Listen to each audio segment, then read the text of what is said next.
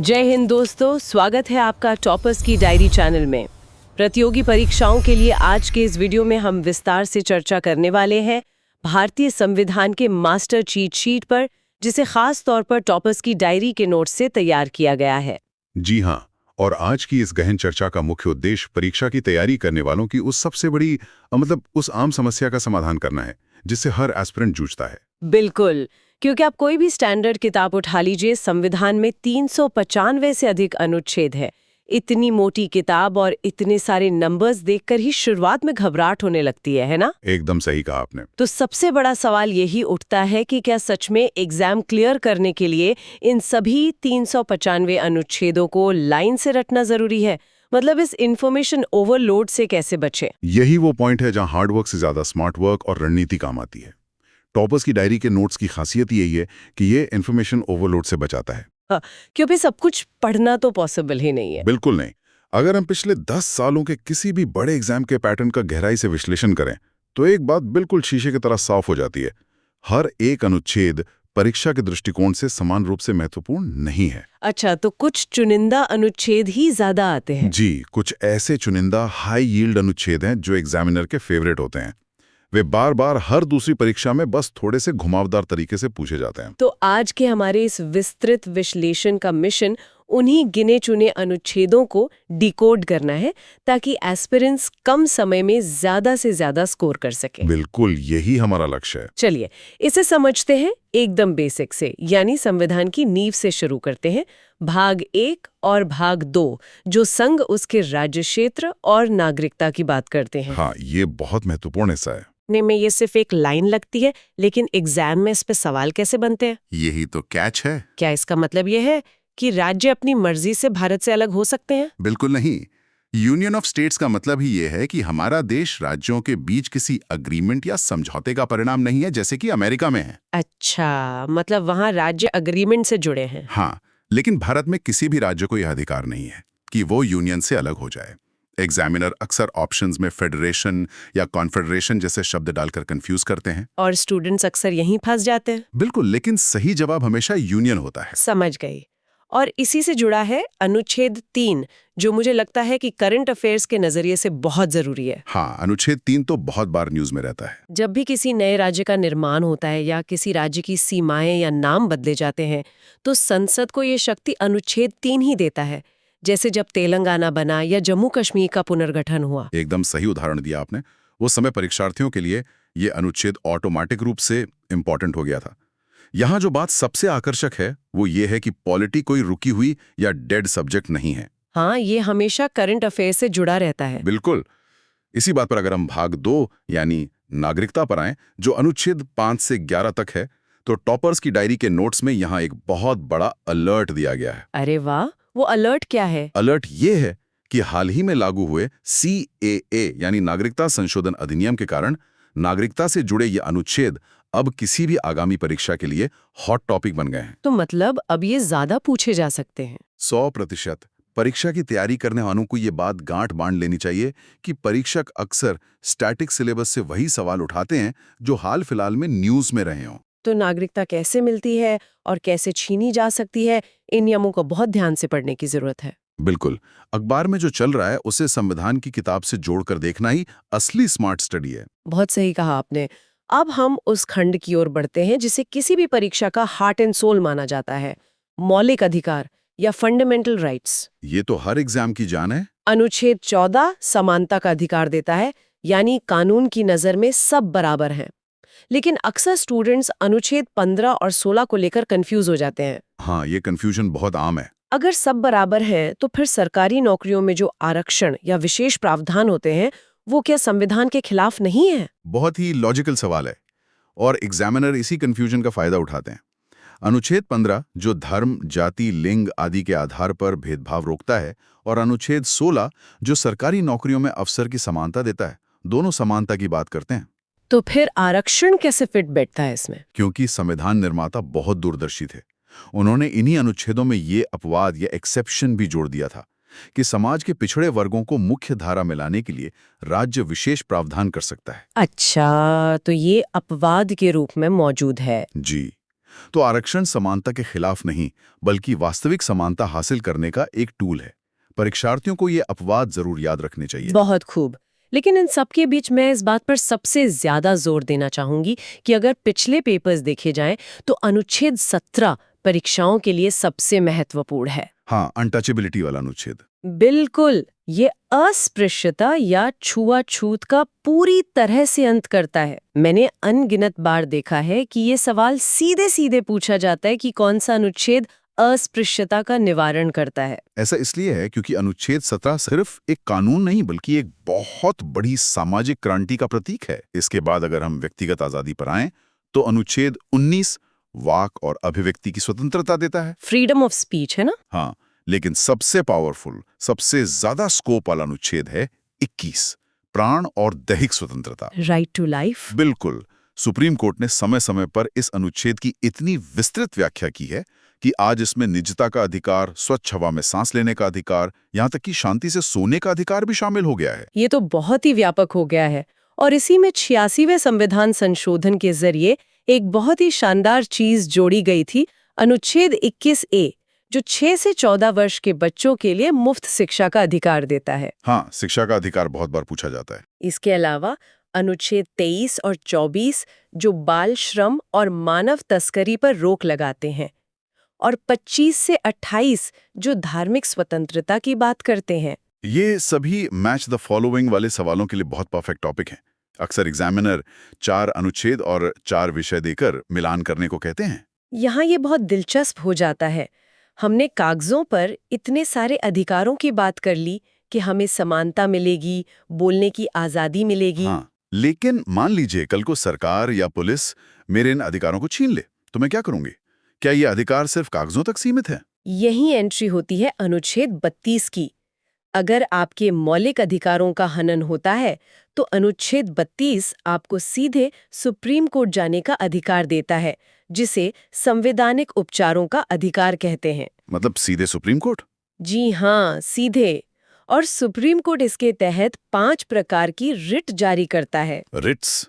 जो नए एस्पिरेंट सुन रहे हैं उनके लिए इस रिट शब्द को थोड़ा आसान भाषा में कैसे समझाएंगे? रिट को आप एक तरह का सुप्रीम आदेश समझ सकते हैं। उदाहरण के लिए मान लीजिए स्कूल में क्लास टीचर ने आपको बिना वजह क्लास से बाहर निकाल दिया और आपकी बात नहीं सुन रहा। तो फिर बच्चा क्या करेगा? तो आप सीधे प्रिंसिपल के पास जाते हैं और प्रिंसिपल टीचर को एक सख्त ऑर्डर देता है कि इस बच्चे को वापस क्लास में बैठाओ। अच्छा, तो सुप्रीम कोर्ट वो प्रिंसिपल है। बिल्कुल। सुप्रीम कोर्ट का वो प्रिंसिपल वाला सख्त ऑर्डर ही रिट है। इस अनुच्छेद का महत्व इतना ज्यादा है कि डॉक्टर BR अम्बेडकर ने इसे संविधान का हृदय और आत्मा कहा था। Heart and soul of the constitution. हाँ, और एग्जाम में एक कोटेशन सीधे पूछा जाता है। अब मुझे समझ आया कि इसे आत्मा क्यों कहते हैं। अब अधिकारों से थोड़ा आगे बढ़ते हैं। राज्य के नीति निर्देशक तत्व यानी DPSP, जो अनुच्छेद 36 से 51 तक है। हाँ, डायरेक्टिव प्रिंसिपल्स। ये क्या होते हैं? क्या ये भी अधिकारों की तरह ही है कि अगर सरकार ने पूरा नहीं किया तो हम कोर्ट चले जाएं? नहीं, और यही सबसे बड़ा अंतर है जो एग्जाम में पूछा जाता है। DPSP को आप सरकार के लिए नैतिक दिशा निर्देश या सजेशन मान सकते हैं। तो मतलब कोई जबरदस्ती नहीं है? नहीं, ये जस्टिशिएबल नहीं है, यानी आप इन्हें लागू करवाने के लिए कोर्ट नहीं जा सकते। इसमें कुछ अनुच्छेद बहुत इंपॉर्टेंट हैं, जैसे अनुच्छेद 40 जो ग्राम पंचायतों के गठन की बात करता है। हाँ, पंचायत वाले सवाल तो बहुत आते हैं। और अनुच्छेद 50 जो ये सुनिश्चित करता है कि कार्यपालिका और न्यायपालिका अलग अलग रहें ताकि न्याय निष्पक्ष हो सके।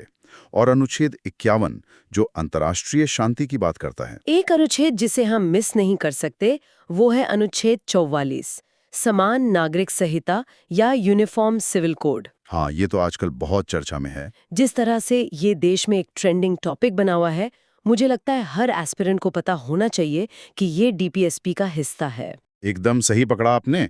अगर हम इसे व्यापक संदर्भ में देखें तो एक बात बिल्कुल साफ हो जाती है कि संविधान सिर्फ अधिकारों और सरकार की जिम्मेदारियों की बात नहीं करता। ताली एक हाथ से तो बचती नहीं है। बिल्कुल, नागरिकों के भी तो देश के प्रति कुछ कर्तव्य होने चाहिए ना। इसीलिए स्वर्ण सिंह समिति की सिफारिश पर संविधान में अनुच्छेद 51A जोड़ा गया। अच्छा, मौलिक कर्तव्य? हाँ, इसके तहत वर्तमान में 11 मौलिक कर्तव्य हैं। परीक्षार्थियों को यह जरूर याद रखना चाहिए कि ये मूल संविधान का हिस्सा नहीं थे। तो इन्हें कब जोड़ा गया? इन्हें बाद में 42वें संशोधन से जोड़ा गया था। अधिकारों, कर्तव्यों और DSP का ये पूरा ब्लॉक किसी भी एग्जाम के लिए गोल्ड माइन है। अब हम उस हिस्से पर आते हैं जो अक्सर स्टूडेंट्स को बहुत टेक्निकल और बोरिंग लगता है। आप केंद्र सरकार की संरचना की बात कर रही हैं ना? हाँ, देश के राष्ट्रपति अनुच्छेद 52 और उपराष्ट्रपति अनुच्छेद 63 से जुड़े प्रावधान। मैंने नोटिस किया है कि एग्जामिनर राष्ट्रपति की शक्तियों से ज्यादा उन्हें हटाने की प्रक्रिया पर सवाल पूछते हैं। हाँ, अनुच्छेद 61 जिसे महाभियोग या इम्पीचमेंट कहते हैं। बिल्कुल। तो ये इतना इंपॉर्टेंट क्यों है? क्योंकि ये प्रक्रिया इतनी जटिल है कि भारत के इतिहास में आज तक किसी भी राष्ट्रपति पर ये पूरी तरह लागू नहीं हो पाई है। एक बार भी नहीं? जी, एक बार भी नहीं। इसे आप दुनिया का सबसे मुश्किल जिम मेंबरशिप कैंसिलेशन मान सकते हैं। जिम मेंबरशिप कैंसिलेशन ही बहुत सही था। हाँ, मतलब एक बार शुरू हो जाए तो भी खत्म करना लगभग नामुमकिन है। इसके अलावा राष्ट्रपति के पास एक बहुत बड़ी शक्ति है, अनुच्छेद 72 के तहत क्षमादान की शक्ति। Pardoning power. बिल्कुल। किसी की फांसी की सजा को पूरी तरह माफ कर देना या कम कर देना, ये सब अनुच्छेद 72 के तहत आता है। और क्या राष्ट्रपति ये सब फैसले अकेले लेते हैं, मतलब अपनी मर्जी से? नहीं, यहीं पर अनुच्छेद 74 सामने आता है। राष्ट्रपति को सलाह देने के लिए एक मंत्री परिषद होती है जिसके मुखिया प्रधानमंत्री होते हैं। तो राष्ट्रपति इनकी सलाह मानते हैं? जी, राष्ट्रपति हमेशा इसी मंत्री परिषद की सलाह पर काम करते हैं। इसके अलावा एक और बड़ा मजेदार पद है, अनुच्छेद 76 के तहत भारत का महान्यायवादी। Attorney general? महान्यायवादी को हम आसान भाषा में कैसे समझें? आप इसे भारत सरकार का सबसे बड़ा प्राइवेट वकील समझ लीजिए। प्राइवेट वकील सरकार का? हाँ, जब सरकार पर कोई केस होता है या सरकार को कोई कानूनी सलाह चाहिए होती है तो अटॉर्नी जनरल ही सुप्रीम कोर्ट में सरकार का पक्ष रखते हैं। इनकी नियुक्ति और योग्यताओं पर अक्सर घुमावदार सवाल आते हैं। अब आते हैं संसद पर। अनुच्छेदों के नंबर्स याद रखना बहुत बड़ा सिरदर्द होता है ना? बिल्कुल, बच्चे बहुत रट्टा मारते हैं इसके लिए।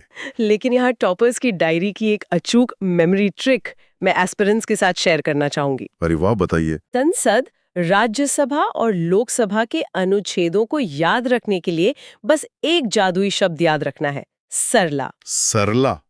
ये कैसे काम करता है?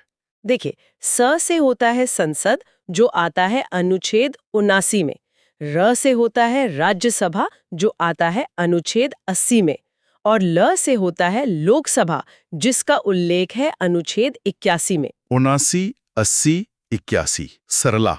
एकदम लाइन से। है ना कमाल की ट्रिक? एग्जाम के प्रेशर में जब दिमाग काम करना बंद कर देता है तब ऐसी ट्रिक्स ही नैया पार लगाती हैं। वाकई ये बहुत ही शानदार ट्रिक है। और जब संसद की बात हो ही रही है तो उसकी प्रक्रियाओं को भी देख लेते हैं जहां परीक्षार्थी अक्सर ट्रैप में फंसते हैं। कौन सी प्रक्रियाएं? अनुच्छेद 108 जो संयुक्त अधिवेशन या जॉइंट सिटिंग का प्रावधान करता है। मान लीजिए लोकसभा और राज्यसभा के बीच किसी बिल को लेकर लड़ाई हो गई, तो फिर क्या होता है? तो राष्ट्रपति दोनों को एक ही कमरे में बिठाते हैं सुलह के लिए। लेकिन एग्जामिनर का ट्रैप क्या है? वो पूछते हैं कि इसकी अध्यक्षता कौन करता है। ज्यादातर लोग सोचेंगे कि चूंकि राष्ट्रपति ने बुलाया है तो वही अध्यक्षता करेंगे। बिल्कुल, और यही उनके मार्क्स काट जाते हैं। तो असल में अध्यक्षता कौन करता है? बुलाता राष्ट्रपति है, लेकिन अध्यक्षता हमेशा लोकसभा का स्पीकर करता है। ये बहुत ही ट्रिकी पॉइंट है। इसके बाद आता है अनुच्छेद 110 जो धन विधेयक या मनी बिल की बात करता है, और अनुच्छेद 112 जिसे न्यूज चैनल्स वाले बजट कहते हैं। हाँ, बजट तो हम हर साल सुनते हैं। लेकिन संविधान में बजट शब्द का इस्तेमाल कहीं नहीं हुआ है। वहां इसे वार्षिक वित्तीय विवरण कहा गया है। Annual financial statement. अच्छा, अगर संसद की छुट्टी चल रही हो और देश में अचानक कोई इमरजेंसी कानून लाना पड़े तो उसके लिए अनुच्छेद 123 है, राष्ट्रपति की अध्यादेश या ऑर्डिनेंस जारी करने की शक्ति। बस 1, 2, 3 याद रखिए। 1, 2, 3? हाँ, यह एक टेम्पररी कानून होता है जो तुरंत लागू हो जाता है। तो इस सब का क्या मतलब है?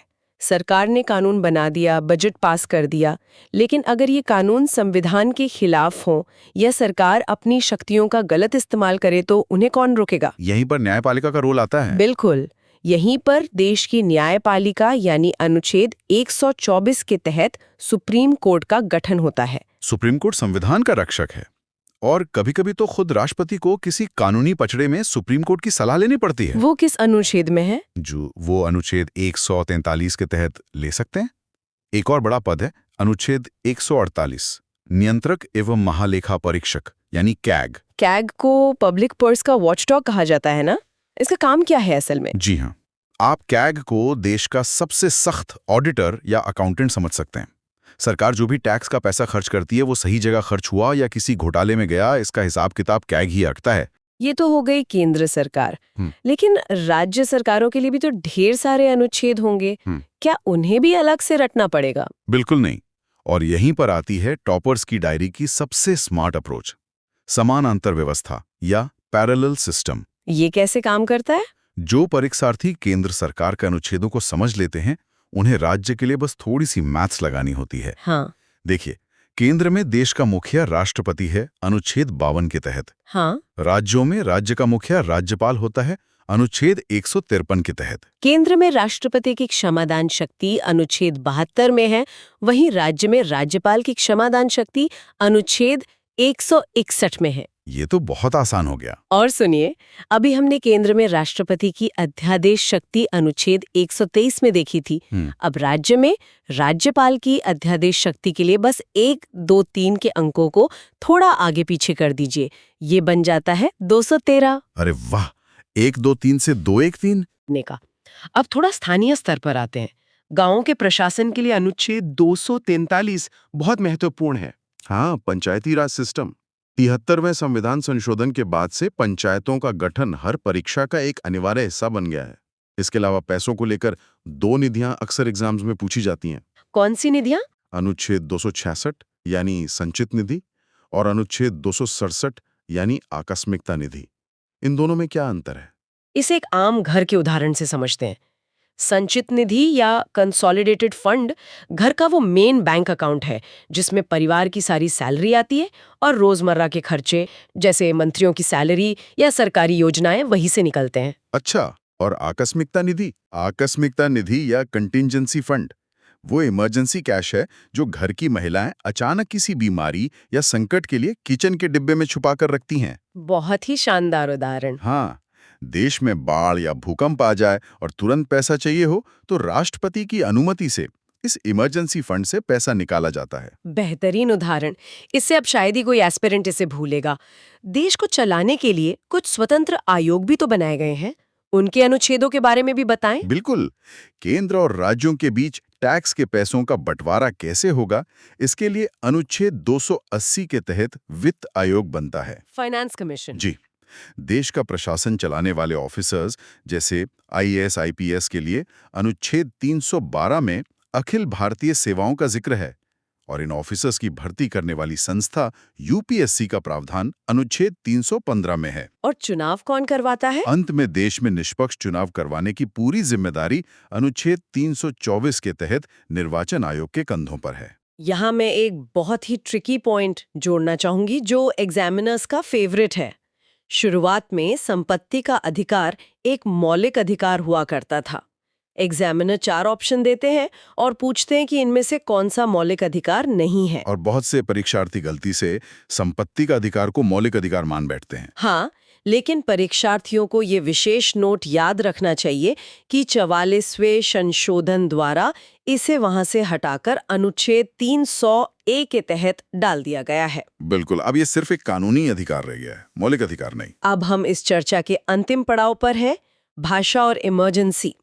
अनुच्छेद 343 स्पष्ट करता है कि संघ की राजभाषा हिंदी और लिपि देवनागरी होगी। हाँ, ये अक्सर राजभाषा वाले सेक्शन में आता है। इसके बाद आते हैं वो प्रावधान जो देश को किसी भी अप्रत्याशित संकट से बचाने के लिए हैं। आपातकालीन शक्तियां। संविधान में 3 प्रकार के आपातकाल का जिक्र है जो कि बहुत क्रिटिकल है। अनुच्छेद 352 यानी राष्ट्रीय आपातकाल जो युद्ध या बाहरी आक्रमण के समय पूरे देश में लगता है। अनुच्छेद 356 जिसे राष्ट्रपति शासन कहते हैं, जब किसी एक राज्य की सरकार फेल हो जाती है तो वहां केंद्र का राज हो जाता है। और तीसरा? और अनुच्छेद 360 यानी वित्तीय आपातकाल या फाइनेंशियल इमरजेंसी। और वित्तीय आपातकाल पर सबसे ज्यादा पूछा जाने वाला सवाल ये है कि भारत में इसे कितनी बार लागू किया गया है? कितनी बार किया गया है? इसका जवाब है 1 बार भी नहीं। 1991 के भयंकर आर्थिक संकट में भी भारत ने इसे लागू नहीं किया था। ये अपने आप में एक बहुत बड़ा फैक्ट है। वाकई ये तो बहुत दिलचस्प है। ये एक महत्वपूर्ण सवाल खड़ा करता है। 1950 में जब संविधान बना था तब समाज अलग था, जरूरियतें अलग थीं। आज इंटरनेट का जमाना है, नई चुनौतियां हैं, तो क्या वो पुरानी किताब आज भी काम आ सकती है? शायद नहीं, अगर उसे बदला न जा सके। बिल्कुल। और संविधान निर्माताओं को ये पता था। इसीलिए उन्होंने अंत में सबसे पावरफुल अनुच्छेद दिया, अनुच्छेद 368, जो संविधान संशोधन की प्रक्रिया तय करता है। Amendment procedure. हाँ, इसी अनुच्छेद की वजह से संविधान एक रुकी हुई किताब नहीं, बल्कि एक जीवंत दस्तावेज है जो समय के साथ खुद को अपडेट करता रहता है। एकदम सही। तो आज की हमारी इस चर्चा का निष्कर्ष क्या है? टॉपर्स की डायरी का स्पष्ट संदेश है, स्मार्ट स्टडी। आपको पूरे 395 अनुच्छेद रटने की जरूरत नहीं है। बिल्कुल नहीं। एग्जाम में टॉप करने वाले इन हाई यील्ड टॉपिक्स, ट्रिक्स और समानांतर कॉन्सेप्ट्स का बार-बार रिवीजन करते हैं। आप भी यही रणनीति अपनाएं। मैं इस पूरी चर्चा का समापन एक गहरे विचार के साथ करना चाहूंगा।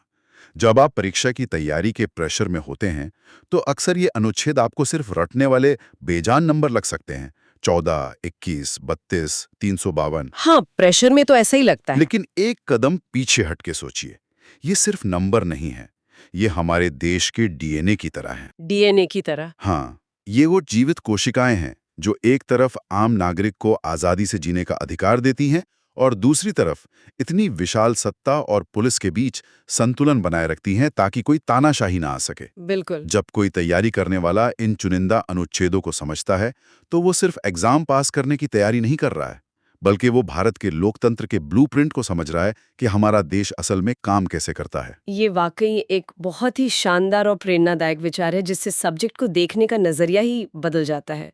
तो दोस्तों, हमारी आज की इस गहन चर्चा में बस इतना ही। हमें पूरी उम्मीद है कि टॉपर्स की डायरी के नोट्स पर आधारित ये विस्तृत विश्लेषण आपकी तैयारी के इन्फॉर्मेशन ओवरलोड को कम करेगा और आपको एक सटीक दिशा देगा।